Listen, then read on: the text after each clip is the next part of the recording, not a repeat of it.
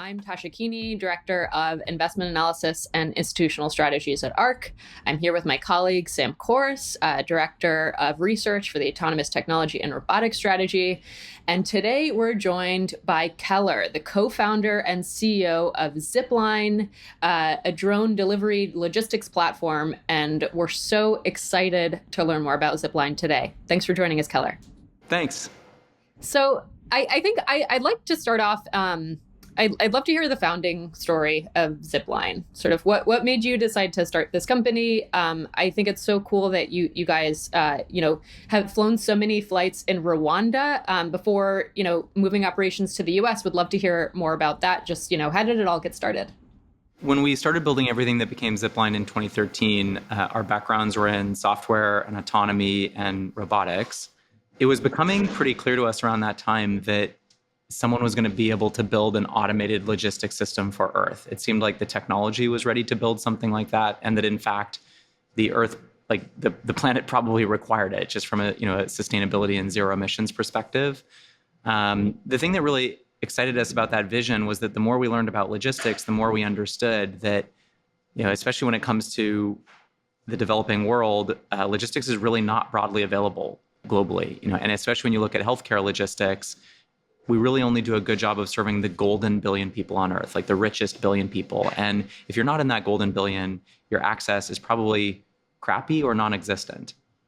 As a result of that, 5.5 million kids lose their lives every year due to lack of access to basic medical products. And a big part of that is logistics. And so we felt like, if there was this opportunity to build a new kind of logistics system, we felt it would be it was really important to build the first logistics system that would serve all people equally. We wanted to achieve universal access to healthcare. We also wanted to transition the billions of instant deliveries that we see happening every year today. We wanted to transition all of those to fully zero emission, rather than using a 4,000-pound gas combustion vehicle driven by a human to deliver something to your home that weighs 5 pounds. We also think that needs to be zero emission. So we started building the product in 2013, and then we signed our first customer contract in 2016 with the government of Rwanda. That was a contract to deliver blood to 21 different hospitals. And we launched at the end of 2016, trying to use autonomous aircraft to sort of transform the way that healthcare logistics network worked by enabling what we talked about as teleportation, basically enabling the health system to send any units of blood really, really fast to any of those 21 hospitals. And that's actually what we did for the first year of operations. And can I ask, what was it like working with the government of Rwanda? Are there learnings just from how they structured, the rules and regulations that you think, the US can learn? Often with technology, you get, leapfrogging from developing countries. Is that something that's going to happen with, aerial logistics? That concept of leapfrogging is incredibly important, and it's exactly what we've seen over the last 7 years. I think a lot of people, especially maybe in the US, make this assumption that, all advanced technology is going to start here, and then over time it'll trickle its way, down to developing economies. And that is just not at all what we're seeing. I mean, today Zipline delivers 75% of the national blood supply of Rwanda fully autonomously outside of Kigali.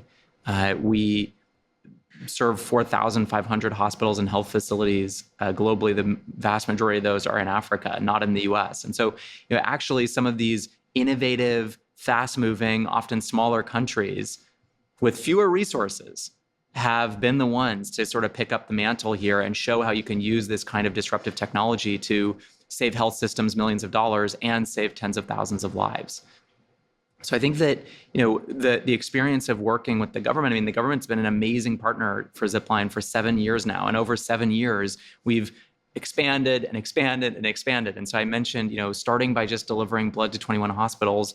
The reason that was important is that the Minister of Health around that time was explaining to me, 50% of all transfusions go to moms with postpartum hemorrhaging, 30% go to kids under the age of 5. So it's a really important product for family health. When you need a transfusion, you really, really need it. It's incredibly urgent. You have all these different types, plasma, platelets, cryoprecipitates, packed red blood cells. Each has different storage requirements and shelf lives, and then you've got A, B, and O, positive and negative Rh factors. So it's like a logistics nightmare.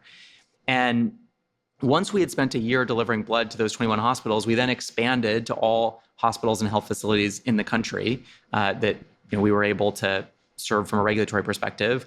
Then we expanded from just blood to many, many hundreds of different medical products, essentially everything that's in the global public healthcare supply chain.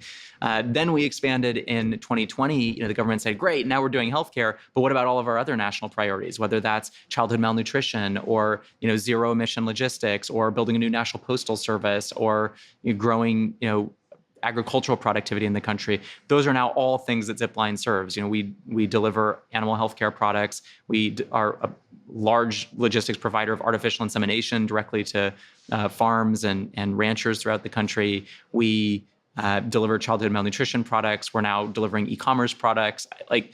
We've sort of just been following our customers' vision on this one, but it has definitely grown from something that was very niche healthcare delivery product to then a very broad healthcare delivery product where you're doing everything for the health system, and then into something that's where it's bigger than even healthcare, where it's actually all about economic growth at a national level.